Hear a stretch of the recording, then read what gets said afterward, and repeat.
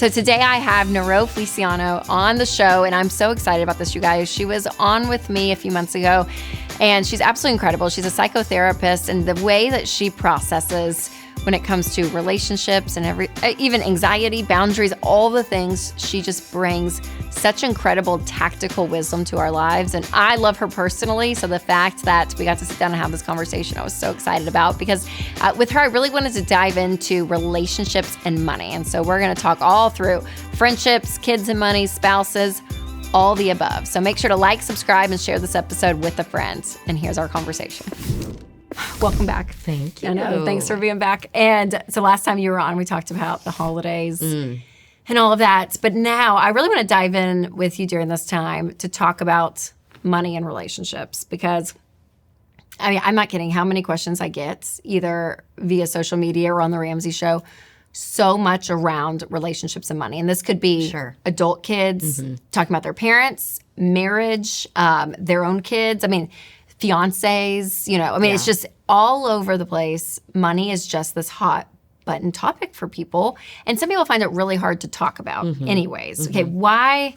I think I have my reasons, but yours are probably way better from from a therapist standpoint though. But for why is money, it seems like such a sore subject. And maybe you could lump religion in there, sex in there too. I mean, I think there's hard subjects everywhere, but money for some reason is a weird one.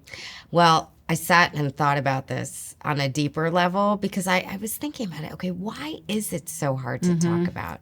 Why is it something that we have questions about all the time, but we don't necessarily voice them?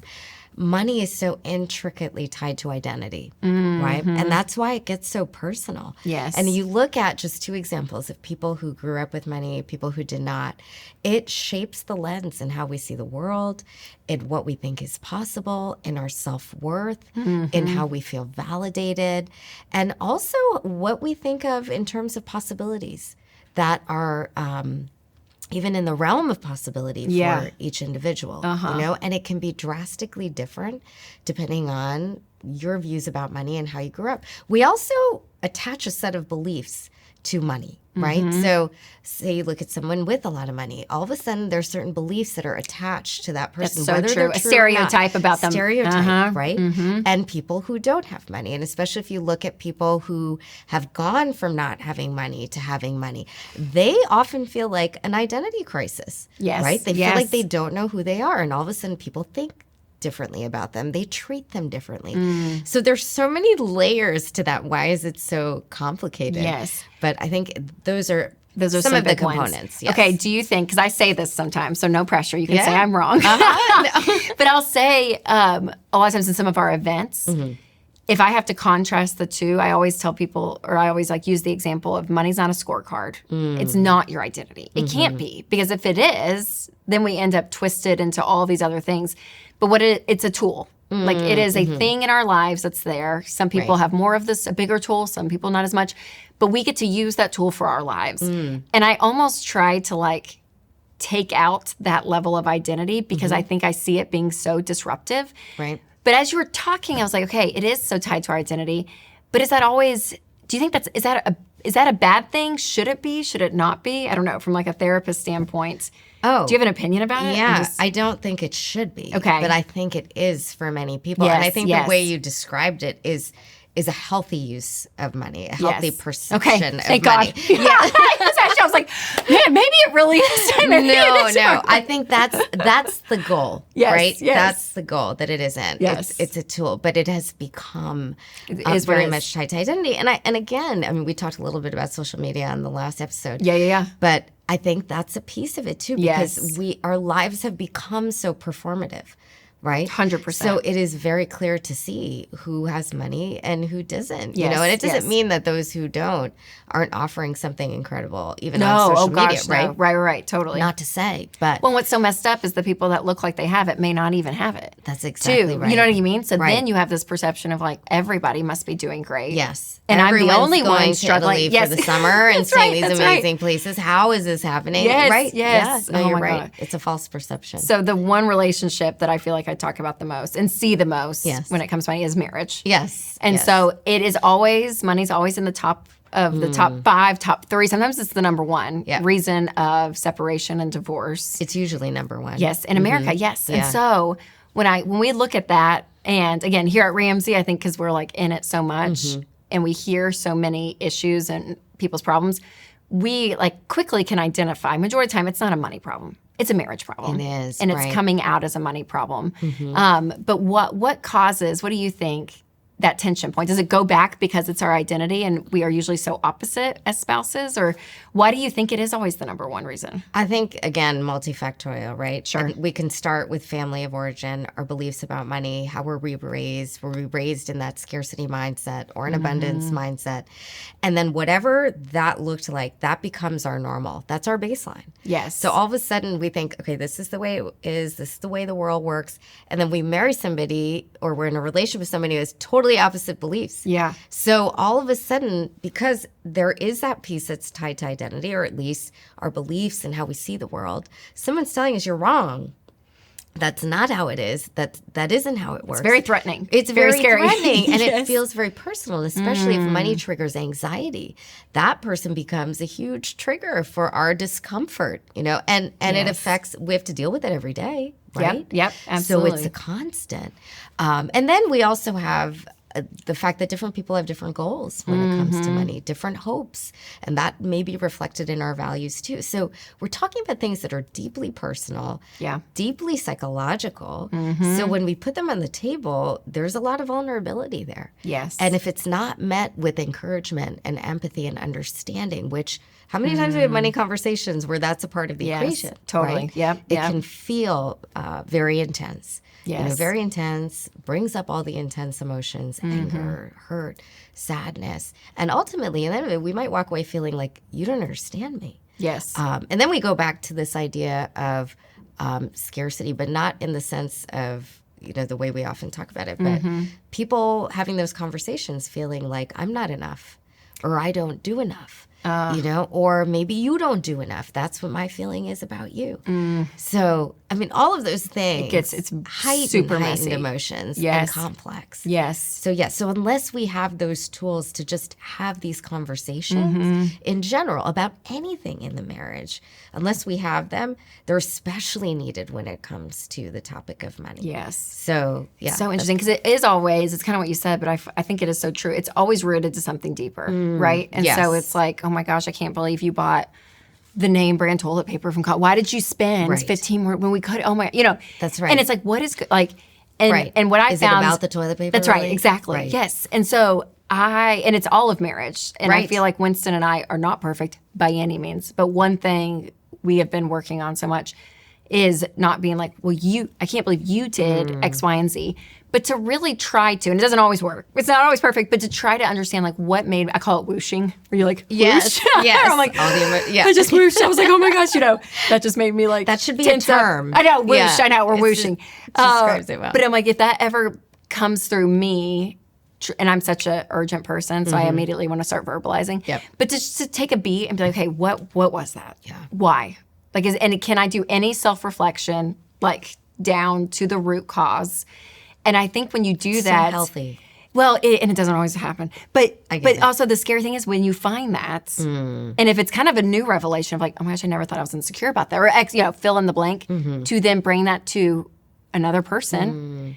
To your point, you pray that it is met with empathy and and more questions to be asked, curiosity. That type of bent, which my spouse is Winston's wonderful in that way. But for anybody, that's even scarier, right? It's almost easier to blame the toilet paper. That's right. Then deal with your own Yes, stuff. yeah. Oh, So how much is that, right? When that conflict arises in marriage, how much of it is Yep. our stuff versus there are situations where we get crazy calls sometimes of like, oh, my husband took out all the money from the 401k and now we have no money. And you're like, okay, that's crazy. Of course you're going to be freaked out. Yeah. Yes. So not the Warranted. extremes, but Right. more that like kind of middle ground. So important because it doesn't just come out in money. It comes out everywhere. Yes. The root is the same. The manifestation of the root takes various forms, right? And money is one of those forms. We may see it more clearly because it has such a direct impact on on our daily life Yes. and our bigger picture life. But yeah, we have to sit there and see what is coming up right now as I'm having this conversation. And even questions like, why do I feel like it's important to buy that toilet paper, right? And what else am I doing that is similar in the same vein where whatever it is that your spouse is not in agreement. So, and part of why that is so good is I always say when you go into a conversation, especially in marriage, you got to own your own stuff first. Yes. A lot of times we come in able to see perfectly what's wrong with the other person. Oh, yeah. Right? Yes, I mean, that is so 100%. clear to us. Yes, yes. But if we start with owning what we can own, it automatically takes defenses down. Yes. And that gives us more potential to have a productive conversation and come up with a solution there. Yes, that's so good. All right, more of my conversation with Niro here in a minute, but first I do want to tell you about one of our sponsors, Christian Healthcare Ministries. More than 100 million Americans carry medical debt, which shows traditional coverage often leaves people to face big bills alone. Families need more than coverage. They need community. And that's why I love Christian Healthcare Ministries, a budget-friendly, faith-based alternative to health insurance. There are no networks, no insurance headaches, and programs start at $98 a month. Go to chministries.org/budget to learn more. And you guys, when you're working the baby steps, your bank shouldn't be working against you, which is why I love Fairwinds Credit Union.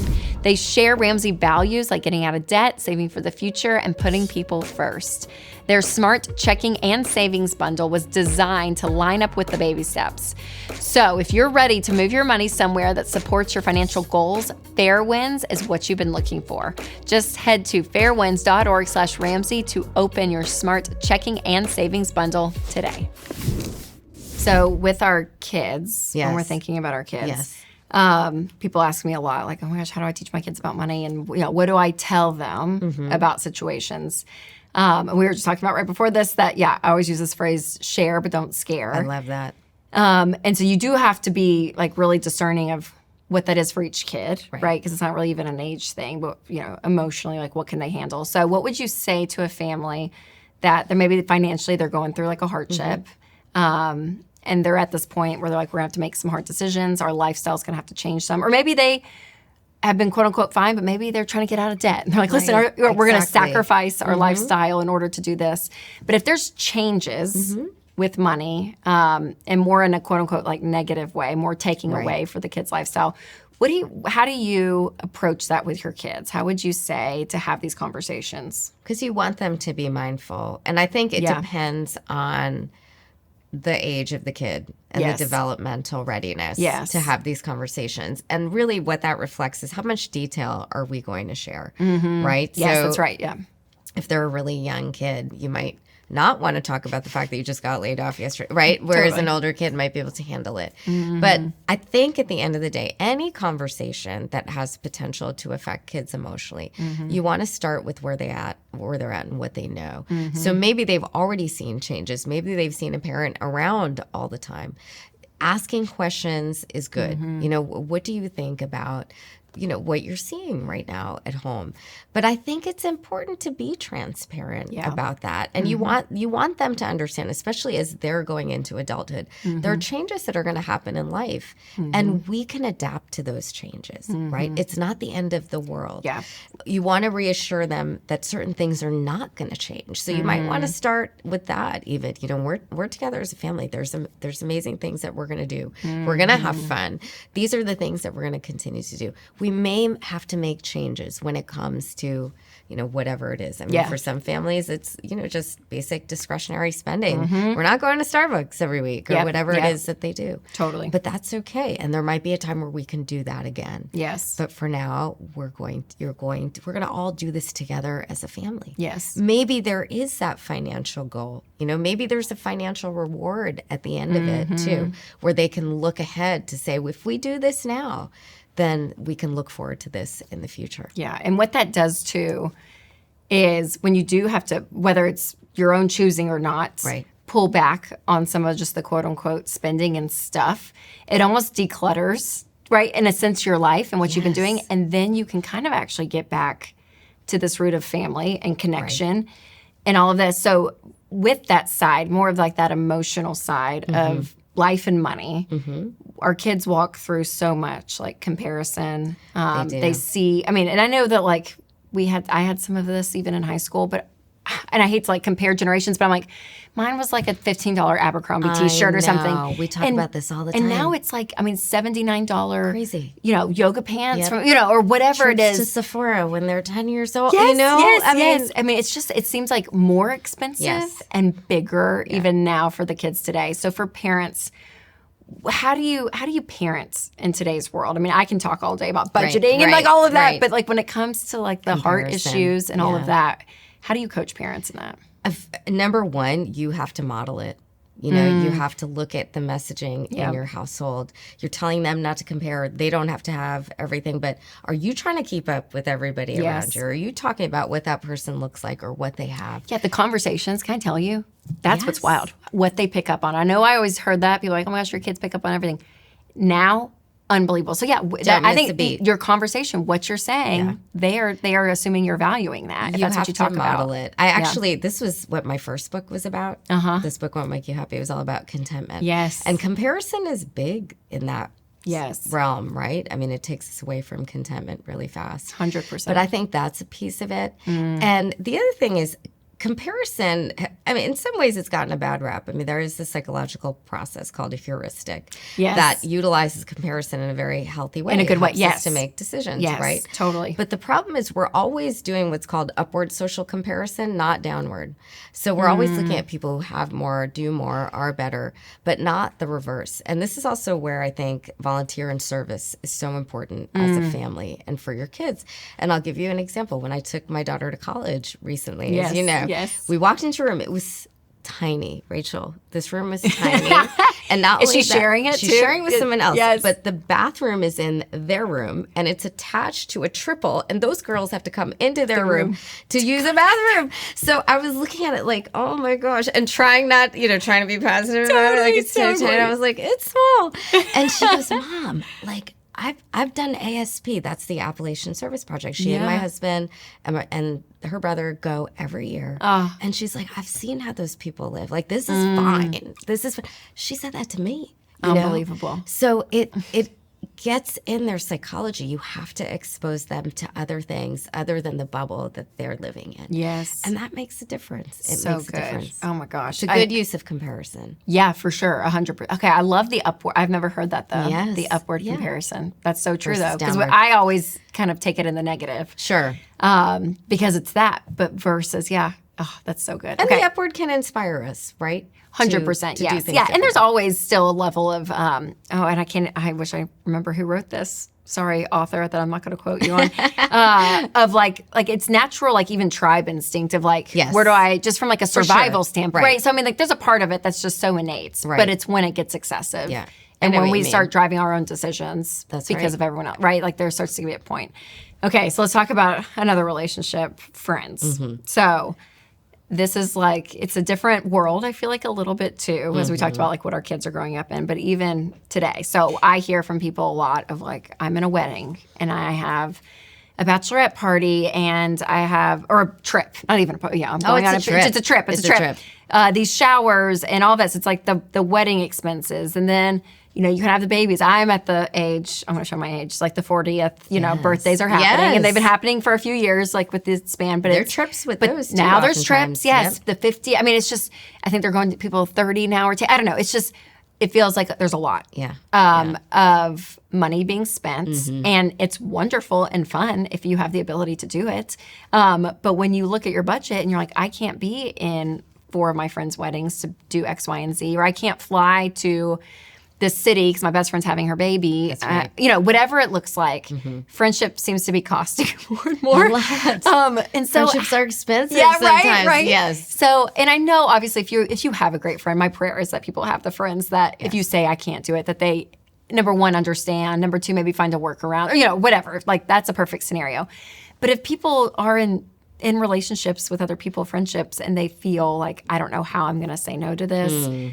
That friend is not going to be happy. Even they feel guilty, maybe for not going. How do we navigate friendships when there is such a big price tag these days? Yeah, I think that's a really great question because we're seeing it everywhere. Yes. And I mean, one thing you said, I hope people have these great friendships so they can say no. If it is a great friendship, they will understand. Yes. And if it's not, why are you spending all this money on that person who's not going to understand? You know, and I think this is a point where a lot of friendships change. Yes. And a lot of friendships end. I mean, I've seen so many people who are no longer friends after the wedding because of all of the bride's expectations and when they were not met and the fallout from that. Yes. So you have to, and friendships change every 7 years. You know, we're going to gain friends, lose friends. Wasn't there like a 7-year marriage itch for a while? Wasn't that like the thing with marriage too? Yes. We're both over that. But friendship, yeah. But friendship has a 7-year cycle.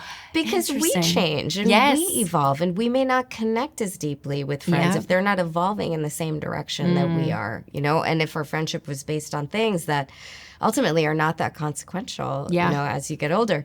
So I think if you are uncomfortable saying no, maybe take a read of who else is going and have that conversation with someone else and say, you know, I don't think I can do this. Yeah. And I'd really want to do it, but I can't do it. Yeah. That's a perfectly nice, kind way that you can bring it up to someone and say, I love you so much and I want to be there and do this, but financially it's going to be a lot for me. Yeah. I would love to participate in this. I'm not going to be able to do this. Yes. Right. Yes. And if they're a great friend, amazing. And if they're not, maybe that's when you realize, hey, all right, well then I'm justified in not investing this. Yes. Sometimes it's not wanting to feel left out. Right? So that may not be a great friend, but the FOMO is real. Yes, yes. And that's a deeper issue then that you have to deal with because that's going to affect other areas of your life as well. Yeah. But I think it's always easier if there is one person in the group who you can share that with. And usually you're not the only one that's feeling that way. That's not. And I think we just have to give people permission to say, you can say no. It's okay. Totally. This is a lot to put on people, especially with the way life costs in general. 100%. To add on top of this. I know. It is. These questions that I'll get sometimes from people in like scenarios, that's one thing I love about social media. Is that, like, people like let you into their life and they're like, hey, what do you think about this? Yeah. I'm not able to get to all of them, but you read them, and sometimes I'm like, I just want to give you a hug because Sarah is terrible. That's like, this friend that's like making you feel X, Y, and Z because you have to say no. Horrible. Right. But it's more common than I think. I think I do live in like a friendship bubble probably. But it feels like, it feels so real for people. Yeah. And it's really sad because I think that's the point too, is you kind of can get to this point with a person and you hate that money is the quote unquote reason. But like we said, even with the marriage, it's not even, the money's the filter at which you're seeing it. But that person doesn't really value you. No, I know. And I think, as you get older, hopefully you have more friends because you've learned along the way who will have your back in those situations and will understand. But I've been on both sides of the equation. There are times where I say, I'm not doing that. I can't do that right now. Yes. And then I've had people also say, hey, you know what, that's pricey. And in that situation, the friends are good friends. We look for other things that we can do. That's right. Right? Yes. And that's a perfectly reasonable expectation to have if they are your good friends. Yes. Right? Or they will not be offended if they are good friends. Yeah. And if they are going to be offended, and if they are going to leave you out, and if they are going to treat you badly because of it, maybe it's time to invest your time and energy in other relationships. Somewhere else. Yeah. Say bye to Sarah. Right. We need to get rid of her. We might not need Sarah anymore. We may not want her anymore. Well, thanks for coming back. Thank you for having me. This was so fun. I just love, seriously, all your wisdom. You're incredible. And yours, too. Oh, well, thank you. I don't know. You have a lot, though. It's great. Okay, and where can people want to see more of you? Where can they find you? Well, on today.com, if you put my name in, you'll see a lot of the things that I've written about and talked about, but also on my website, NiroFeliciano.com, and on Instagram. Perfect. So great. All right. Well, you guys make sure to check out everything that she's doing, and we'll put some of those links down below. Now, be sure to check out the episode I did with Niro when we talked all about holidays and when it comes to boundaries and having margin, all the things. So make sure to click right here to watch that, or if you're listening on podcast, I will leave a link below. All right, you guys, remember to take control of your money and create a life you love.